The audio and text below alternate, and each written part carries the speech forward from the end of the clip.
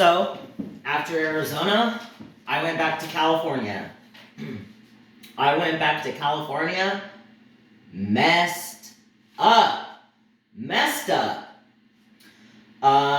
So I did what I could only do. I got blackout drunk every night to escape reality. I literally could not function. So, that's when I went into my bar scene. And I partied it up. If people in that town didn't know me before, they definitely knew me after that. For everything that it was. Yeah, I partied. And I was also bipolar, what doctors would call manic. I was consumed with fight or flight energy. I was all the way up here, and there was no chill factor. It was complete chaos. And I was a good time, though. I was a good time. And, the party scene was pretty dead until I arrived. And anyway, so I spent the next about 6 months back in California where this started, messed up and trying to be okay. And so that's what I did. I partied for about 6 months, and I was working, and I felt like I was gonna die. I literally felt like I was gonna die. So I moved back to Reno, where I went with my stepmother and my father.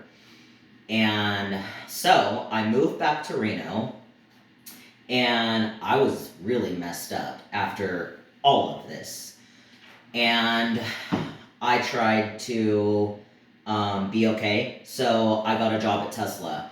And I was really excited to get a job at Tesla because, and so, yeah, I got a job at Tesla, and I was bullied there. In orientation, I talked about a lot of great ideas that I had, and they ended up taking my ideas and using them. And there was a guy who walked past me, and he called me a name, and I turned around and I said, "What?" And he just kept walking. And there was another guy, when I was going up the stairs, he acted like he was gonna spit at me. And I also had a supervisor who bullied me, and I had to put him in his place. And then once I did, he flipped around like everything was cool, and that was not cool. And I ended up getting fired for unjust reasons. They knew that I was not okay, but they made up a reason to fire me. So I ended up leaving, and mind you, this Tesla place was in the middle of nowhere, and so I walked in the middle of nowhere. And after about a mile or two, some guy passed along, and I hitched a ride with him into town. I called my stepmother and said, "Pick me up. I need to go to the church that I went to when I was a kid." So she picked me up, and I was a disaster.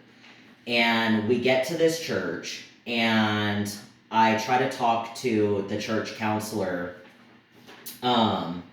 because I didn't know what else to do. And so I sat down with the church counselor, and I said, "I am possessed, and I am not okay." And I'll never forget what she told me. She said, "Well, we're not Catholic, so we can't help you."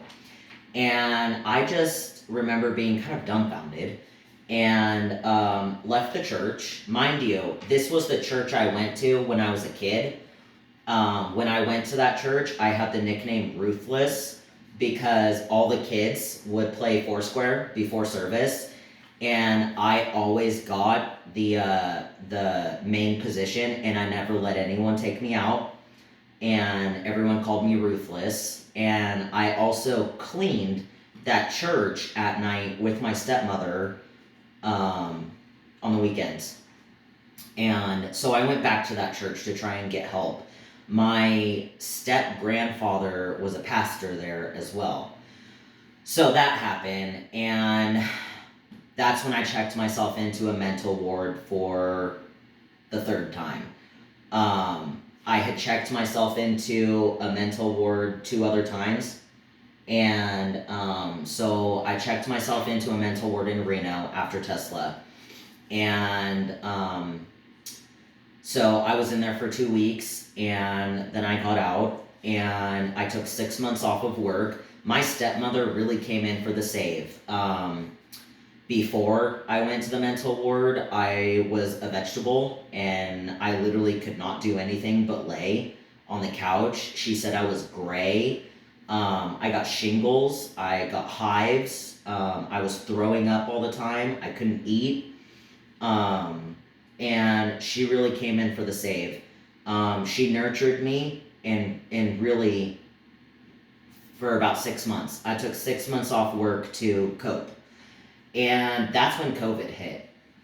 So COVID hit, and I went into emergency response, and I went out and got a job. And I got a job, and I worked 60 hours a week for the first few months of COVID because I have experience in emergency response. And when emergency situations happen, I just, I go on the bandwagon. So I worked my ass off for a few months and saved up quite a bit of money through the beginning of COVID. And then I eventually got my own place again. And I had my own place for 2 years, which was the most financial stability and stability period that I had thus far. And so I met a girl, and we dated for a few months, and that was the girl that I went to Virginia City with, and I ended up summoning a ghost with in front of the group of people. And she caught it on film, and she is also the same girl that I proved telepathic abilities with. There was multiple times where we would be texting, and I would hear her thoughts, and I would say, "Were you just thinking this?" And she said, "Yes." And so she was aware of my abilities. However, it did not last because I was very toxic still. And I lost her. She was the only person that I actually had somewhat of a relationship with for 4 years since this started at Walmart. That lasted a few months.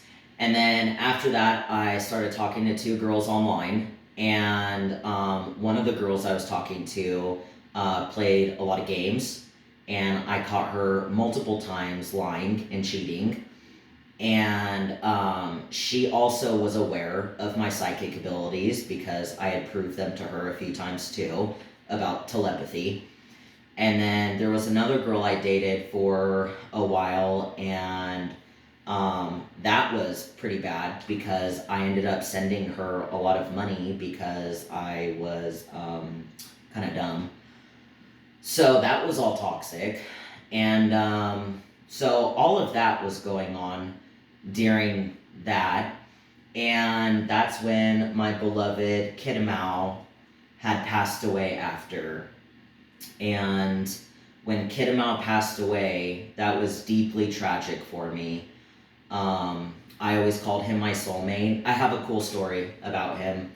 So when I was 20, after all of my spirituality experience, when I was going to Job Corps,